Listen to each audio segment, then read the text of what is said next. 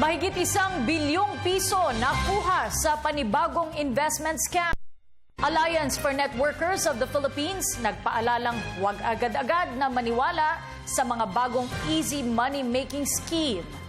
Nagbabalik sa ulat si Waywaya Macalma. Higit ₱1 bilyon ang nakuha sa panibagong investment scam sa pamamagitan naman ng Facebook. Kaya naman ang mga nabiktima ay sumugod sa CIDG Anti-Fraud Division para maghain ng reklamo laban sa mga scammers na umaabot sa 16 na kumpanya. Higit kumulang nasa 100 ang naghain ng reklamo. Bukod pa ito sa iba pang nabiktima ng bagong scam na nakatira sa mga probinsya.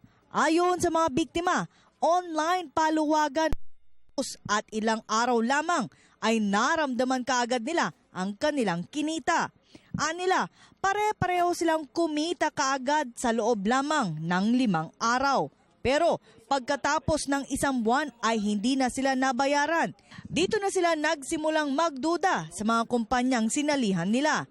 Hanggat sa dumating na hindi na nila makontak ang mga founder at kalaunan ay nag-deactivate na sila ng kanilang Facebook account.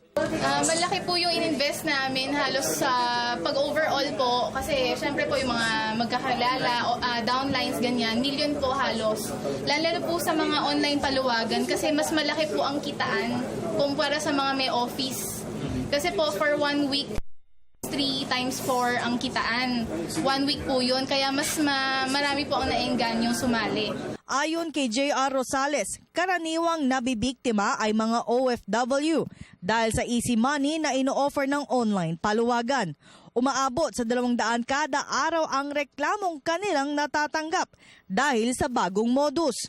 Hiling lamang ng bawat biktima ay mabawi ang kanilang na-invest na pera mula sa mga founder ng online scam. Kaya naman payo ng Alliance for Networkers of the Philippines Organization, hanggat maaari ay magduda sa bagong modus na easy money making scheme, lalo't via online ito ginagawa. Mas lalo naman pong naging agresibo yung mga biktima. So payo po namin sa mga posibleng mabiktima ng mga ganitong uri ng negosyo o yung business, no? Sana ho, kilatisin muna nilang mabuti. Kung wala pong rehistro, talagang wag na sila pong sumali. Kung nasa social media lamang, mga group chat na yan, wag na po nilang subukan na sumali. Para sa Telebisyon ng Bayan, ako si Waywaya Macalma.